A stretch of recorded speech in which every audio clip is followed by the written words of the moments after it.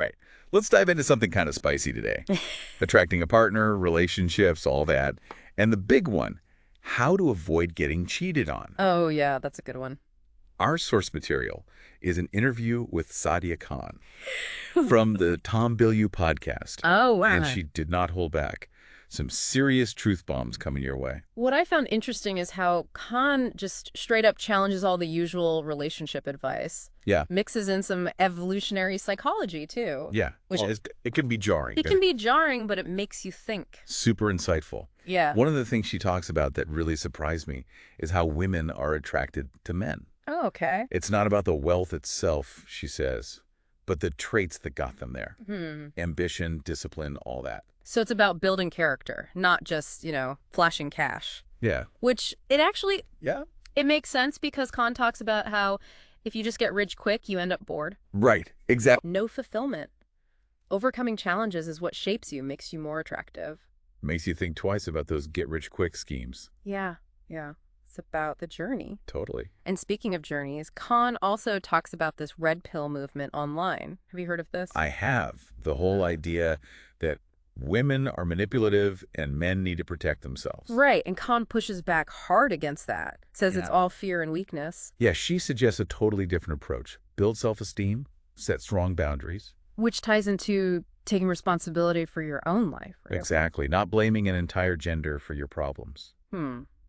Love that. And she even gives advice on how to build that self-esteem. Yeah, like not looking for those quick fixes. Oh, yeah. It's about actually solving problems in your life, whether it's finances, relationships, whatever. Be proactive. Hmm. Deal with the root causes. Okay, this next one might be a little tough to hear for the dating app fans out there. Oh, no. Khan actually says delete those apps. Whoa, really? In this day and age? I know, it sounds counterintuitive, It does. but she argues that dating apps can be super misleading. They make you compare yourself, feel rejected all the time, Yeah. and they can really mess with your self-image. Yeah, it's like you're just constantly swiping and matching, but are you Yeah. really connecting? That's the question, right? Yeah.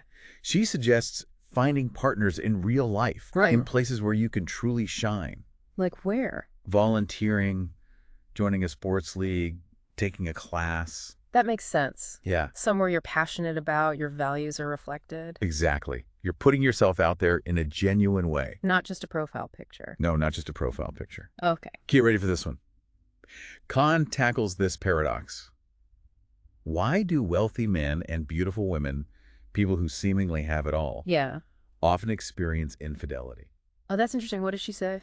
She argues they attract partners who are more interested in their lifestyle than in them.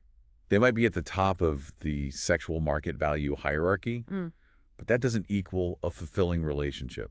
It's not just about what you have, but who you attract. The foundation of the relationship. Totally. Khan warns against falling into those transactional relationships where it's all about benefits and status, not real connection. Right. And she specifically cautions men against mistaking sexual desire for a need for intimacy. That can lead to a dangerous delusion of intimacy. Yeah, it's an important distinction, especially today when it's easy to get caught up in the superficial stuff. Absolutely. And she brings it back to the impact of our digital world. Yeah. Porn, social media, all that. Right. It's warped our expectations and fueled a disconnect from reality. Yeah, it's like a constant comparison game. You're bombarded with perfect lives and relationships. No wonder everyone feels inadequate. Totally. Khan's urging us to step back from the curated world online and focus on real-life connections, being present, engaged, vulnerable. Not seeking validation through likes and filters. Exactly. Okay, get ready for a mind-blowing redefinition. Khan tackles the concept of hypergamy. Hypergamy, isn't that? You know, women seeking partners of higher status. Yeah. But she flips the script. Oh, really? She argues true hypergamy is about seeking a partner with qualities women truly find attractive. Confidence, strength, intelligence, the whole package. Not just status or wealth. So what does that look like in practice? Khan suggests women are actually drawn to men they can't manipulate, men who see through their games and stand their ground. So it's about a partner who challenges you, inspires you, makes you feel safe without needing to control them. Right. It's a dynamic that fosters mutual respect and admiration, way deeper than just physical attraction. That's fascinating. It shifts the whole conversation about what women really want in a relationship. Exactly. Now, this next topic might be a little controversial. Khan dives into submission in relationships. Can modern women embrace this without losing their independence? That's a loaded word for It sure. is. But Khan offers a nuanced perspective. Okay. Submission, when chosen freely with a partner you trust, can actually be empowering. So it's not about blind obedience, but about recognizing each other's strengths. Shared leadership, you could say. Yeah, like trusting your partner to take the lead in areas where they excel. But of course, this only works with the right partner, someone who's emotionally mature, secure, and fosters a healthy balance. Absolutely. Choosing the right person is key. You need to feel safe and respected, not controlled. Okay, so how does Khan see the future of relationships playing out, especially with all this technology coming at us? Yeah, what about AI girlfriends, sex robots? Is that where we're headed? She speculates about that, and it's a little scary. She's worried these technologies might offer shortcuts to intimacy Oh, yeah. without the hard work of building a real connection. Makes sense. It's like we're trying to hack intimacy, Yeah, but without the emotional depth. exactly. So she's not anti-technology, but she's urging us to be mindful. To make sure it's enhancing our real life connections, not replacing them. Exactly. Now, here's where things get interesting. Khan talks about female hostility, how it might actually contribute to the gender gap. She even shares some of her own experiences where she felt undermined by other women in her career. That's a sensitive topic for sure, but it's important to look at the whole picture of gender dynamics, right? Absolutely. Khan's not trying to blame women or deny sexism exists, but she's encouraging us to look at how we might be perpetuating those same inequalities sometimes. So it's about recognizing our own biases and how they impact those larger patterns in society. And she really emphasizes the importance of women supporting each other. Yeah, lifting each other up, not tearing each other down. Totally. And she acknowledges men play a role in this too. Yeah. We all need to be more aware of our biases and work towards a more equitable world. So lots to unpack there. It's a complex issue, but I think it's a conversation we need to have. Back again for more of the deep dive. Still unpacking Sadia Khan's relationship wisdom. Feels like every time we dig into her interview, we uncover a whole new layer of insights.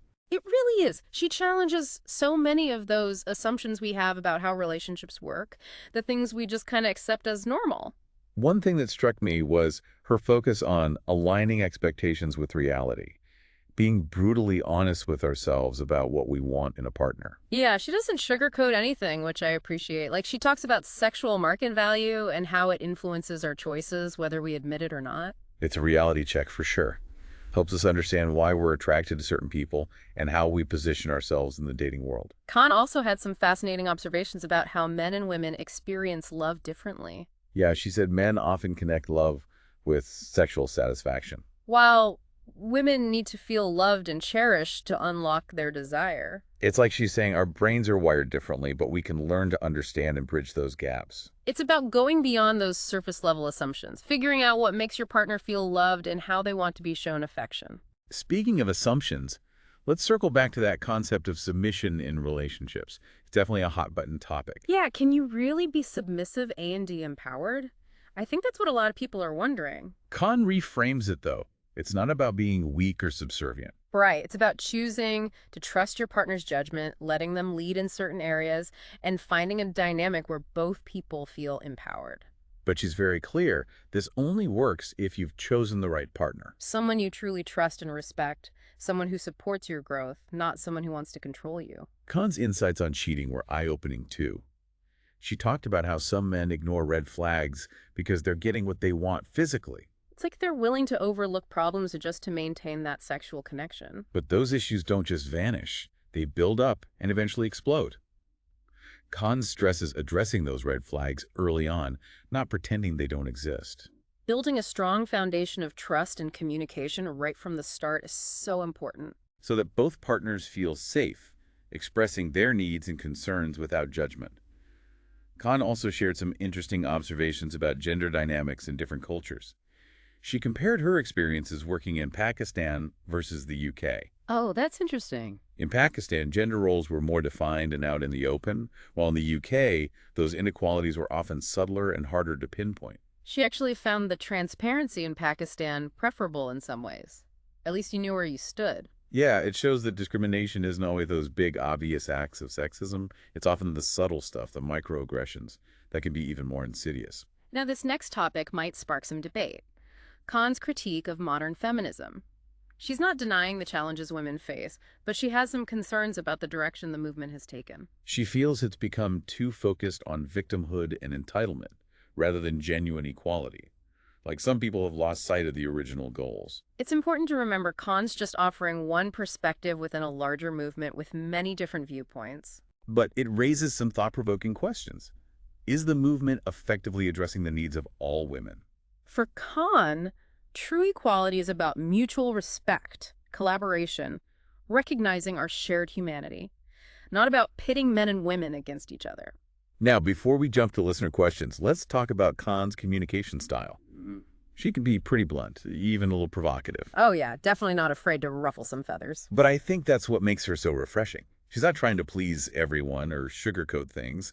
She's speaking her truth, even if it's uncomfortable.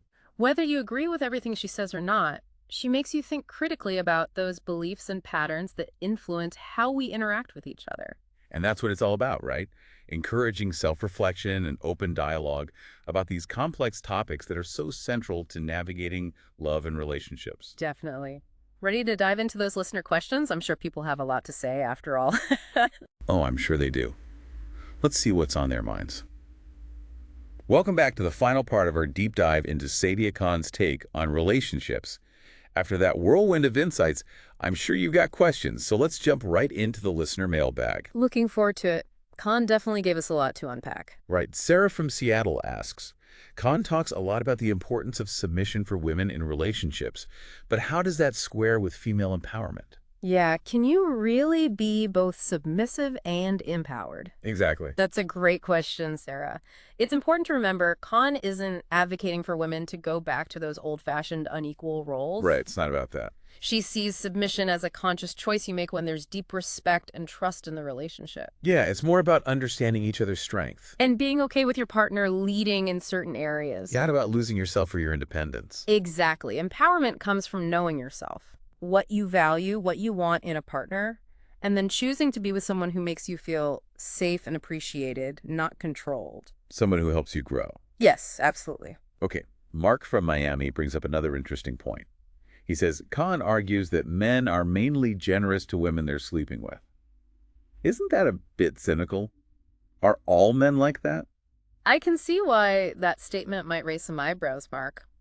Khan's speaking from her experience working with couples, Right. It's not to say every single man fits that description. Right. But it's a pattern she's observed that can have a real impact on relationships. And it's about becoming aware of these maybe societal patterns or even our evolutionary wiring, which might not align with how we want to behave. Yeah, awareness is the first step towards change. Right? Exactly. Now, we had a question from a listener who wishes to remain anonymous.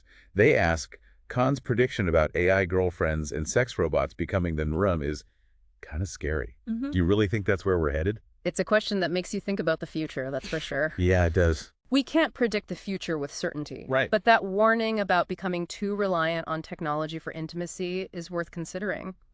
Are we choosing quick fixes over genuine connection? That's the big question. It's a conversation we need to be having about how technology shapes our relationships and what really matters to us as human beings. Our final question comes from Maria in Madrid, and I think a lot of people might relate to this. She says, after all this, I'm overwhelmed. Where do I even start applying Khan's insights to my own life? Totally get it, Maria. Khan gave us so much to think about. It can feel overwhelming. But remember, personal growth isn't about some overnight transformation. It's about making small changes over time. Yeah, small steps. Here are a few things to consider. First, be honest with yourself. What are your values? What do you need in a partner? What are your deal breakers? Don't let society dictate your choices. Exactly. Second, work on that self-awareness. What patterns keep showing up in your relationships? Are you ignoring red flags? Communicating your needs clearly? Exactly. Third, make open communication a priority. You and your partner should feel safe talking about anything, even the tough stuff. Creating that safe space for honest dialogue is key. And finally, remember, relationships are a two-way street. It's not just about finding the perfect person. It's about being a supportive and committed partner yourself. And on that note, folks, we've reached the end of our deep dive into Sadia Khan's world. We hope this has sparked some new ideas, challenged some assumptions, and maybe even given you a few tools to navigate those tricky waters of relationships. because, as Khan reminds us, there's no one-size-fits-all solution when it comes to love. What works for one couple might not work for another. Absolutely. The most important thing is to find what works for you and your partner, to build a foundation of respect, trust, and a desire to grow together. Couldn't have said it better myself. Thanks for joining us on this journey. Until next time, keep exploring, keep questioning, and keep those conversations about love and connection alive.